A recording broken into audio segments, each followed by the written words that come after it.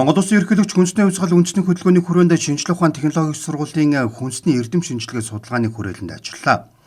Манай улсад хүнсний эрдэм шинжилгээ зураг төслийн институт байсан ч зах зээлийн нийгэмд шилжих үед хувьчлагдсанаар хүнс хоолны салбараа эрдэм шинжилгээний мэргэжсэн байгууллагагүй өнөг хүрсэн байна. Иймээс хүнсний хангамж аюулгүй байдлыг хангах талаар авах зарим арга хэмжээний тухай улсын хурлын тогтоолын хүрээнд 2024 онд засгийн газрын тогтоолоор хүнсний эрдэм шинжилгээ судалгааны хүрээлэн байгуулсан.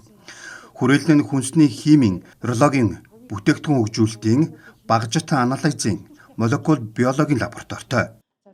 Саяын ковидын үеэр одоо өвөр Монголынхын хятадууд бол энэ гидсний ашигтай бактерийг тэмээний сүмнээс гаргаж авсан энэ ашигтай бактерийг хэрэглэснээр одоо ковид тусахгүй одоо гидсний одоо ашигтай бактерийг дэмжих чиглэлээр байж байгаа.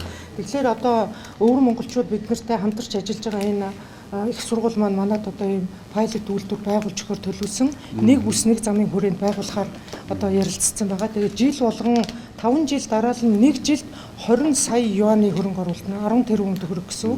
Тэгэхээр 50 тэрбумын төгрөг хөрөнгө оруулалт хийгээд ийм жижиг туршилтын үйлдвэрүүдийг байгуулах судлаачдыг сургахын чиглэлд ажиллая гэж. Дэлхийн олон улсын Аз ТV-ийн 12 орон хүнсний бүтээгдэхүүний найрлагын нэгдсэн мэдээллийн сантай. Энэ санаа нь хүн амын хоол, шимт хичээлийн боловсрол, хүнс хөдөө аж ахуйн үйлдвэрлэлийн хөгжилд суурь өгөгдөл болохоос гадна хүнсний экспортыг дэмжиж үндэсний үйлдвэрлэгчийн бүтээгдэхүүний агуулга шимт хичээлийг боддоор үнэлэн үндэснийг нь өсгөх ач холбогдолтой гэж үздэг байна.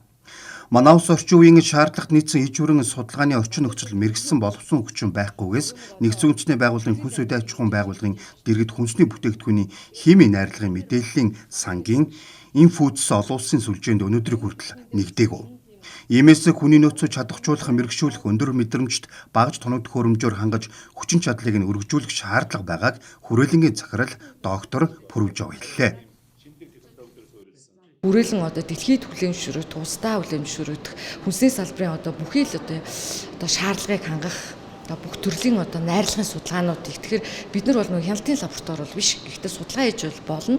Дээр нь нөгөө одоо хорт бодис, цацраг идэх гээл одоо янз янзын өвчин үүсгэж энэ гэдэг чинь тэрийг бол бид нар үзэхгүй. Тэр чинь бол өөр одоо лаборатори бол үзэж байгаа.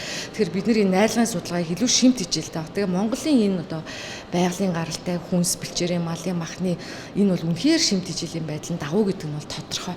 Тэгэхээр энэ зүйлийг бид нар өөрсөдөө болон дэлхийд батлан харуулахад бол манай хүрээлэн бол чул үүрэг гүйцэтгэх ёстой юм.